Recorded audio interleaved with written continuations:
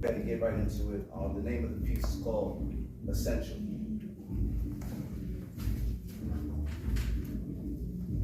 So the other day, my employer told me that I was essential. They said, "Hey, Lamar, we need you because without you, we wouldn't be able to deliver our services worldwide, which our customers expect and have grown accustomed to." And oddly enough, in that moment, I believed them, simply because how my customers react when they saw me. Oftentimes, they would greet me with smiles, offer me food and drink.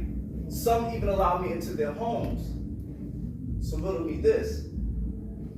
If I, as a black man in my brown skin and uniform, are so essential, then why is it when I step outside on my own accord, I have to explain to the entire world why my life matters? How is that statement even questioned? The treatment people of color have been accustomed to essentially has never been equal to that of those of different hues with whom are supposed to share common ground, who would rather use laws such as standing your ground as a just cause to gun us down or probable cause to apply legal chokeholds, knees in our necks, even enter our homes while we rest. The fact is, America has not delivered on its promise of freedom, justice, and equality for all. Her racial disparities at the root of needing to shout Black Lives Matter, because there's never been anything united about these states. And Black America is reminded of this fact every single day. While wayward armed whites can carry out mass murders, arrive in handcuffs after being taken out to eat burgers, receive empathy from their captors and fellow colonizers alike, anyone with open eyes can see there's something wrong here. Like, how in the world could a deceased man's prior interactions with law enforcement be considered as a defense for the police officer who took his life? Where they do that at? Apparently in America. And it's apparent to the rest of the world, we have now become a laughingstock.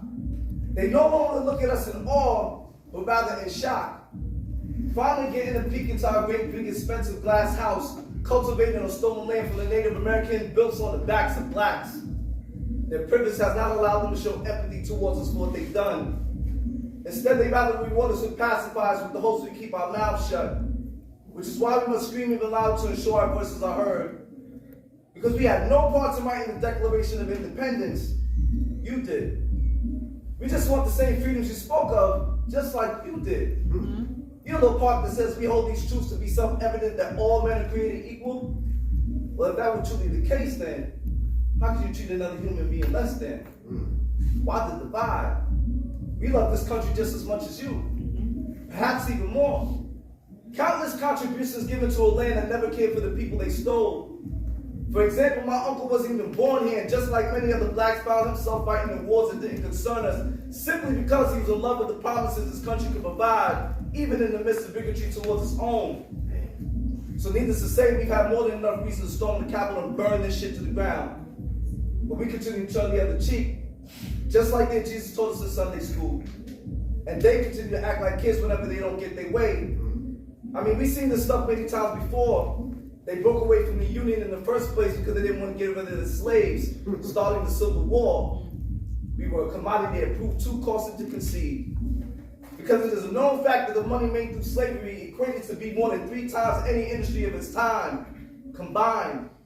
So has anyone ever stopped to think where that money went? Well, pardon me for following behind just to make sure this money add up. Because some things just don't make sense. Like the disparity between black and white ownership, where we were the ones who built all of this.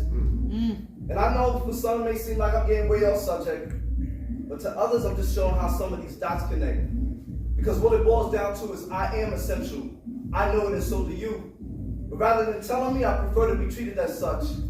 Because the things blacks have contributed to America is undeniable, which is why it boggles my mind how they go to such great lengths to deny me and mine our unalienable rights to life, liberty, and the pursuit of happiness. That's that piece.